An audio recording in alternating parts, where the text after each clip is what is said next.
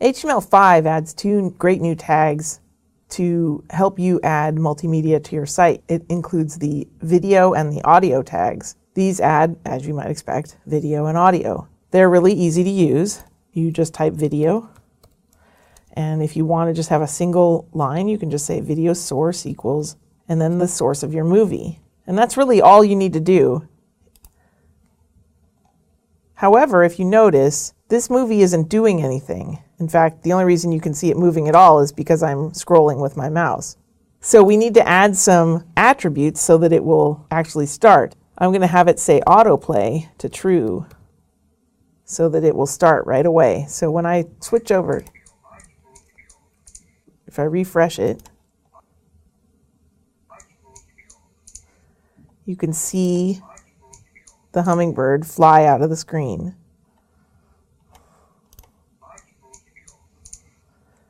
It would make it more useful if we actually could control when it starts.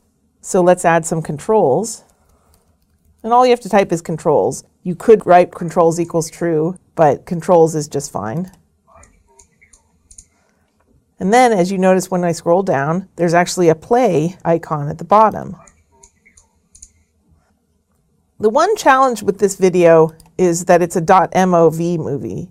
And .mov movies don't always work. So you should go to a website called onlineconvert.com and convert your movie to an MP4. That's the best movie type to use. This site is really easy to use. You just click on the upload file, you find your video. I know I have it on the desktop. We click upload, choose file. You can then go through and add some settings. I usually leave the settings alone, and then you just click convert. And you have to wait a while, but eventually your movie will convert to an MP4.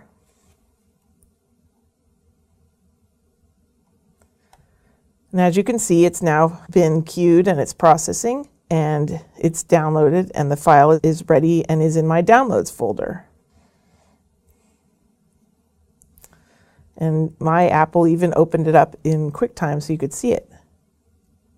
So then we would want to change the source of it from Hummer MOV to Hummer.mp4. I also have a Chickadee movie that I did the same thing to.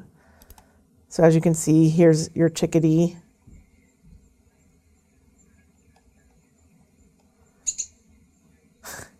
And then you can pause it or restart it because it has controls.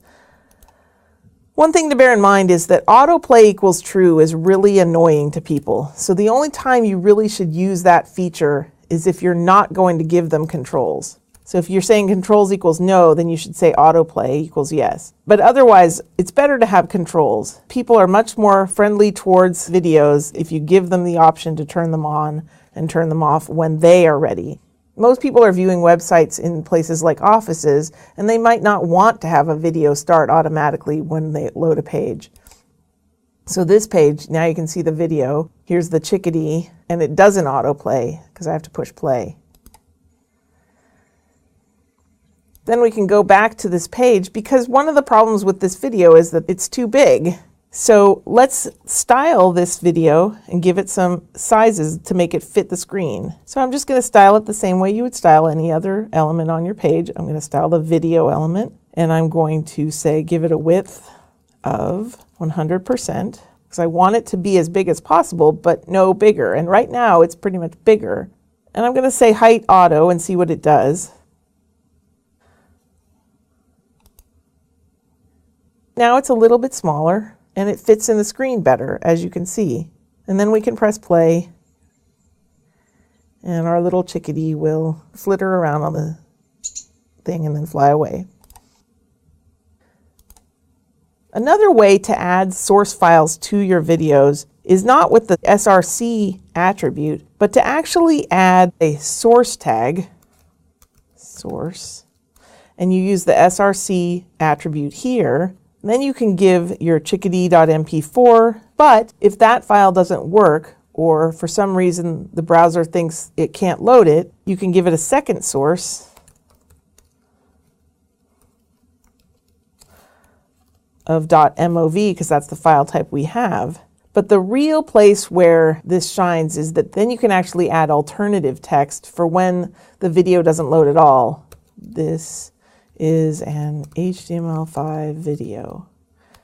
Now, it's not as big of an issue now. Most browsers do support the video tag, but there are some older browsers out there that don't recognize this tag and so don't know what to do. And there's options you can do. You can use a link like I taught in the previous video to talk about linking to that video rather than just saying this is an HTML5 video. But this is alternate text. It can be alternate HTML. You could even put an image saying, sorry, you need HTML5 if you want. That will only show if they don't have HTML5. And then we push preview and it'll look the same because it's still a video with a source file. It's just that if I had a browser that didn't view video, it would see that this is an HTML5 video. You can then add audio in exactly the same way. You want to either have controls with the controls attribute, or you want to have it autoplay. I don't recommend doing both. Then you can have a source. And I'm going to have my bird song. And close the audio. You want to have some alternative for browsers and things that don't support audio or video. This is an HTML5 audio file. And if we preview it, now down below the video, there's actually this small little player. Let me get rid of the video so you can see it better.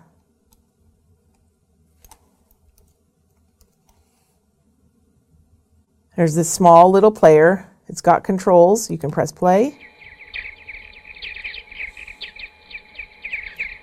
and pause, and you can listen to video and add it to your page. And that's how you add HTML5 video and audio.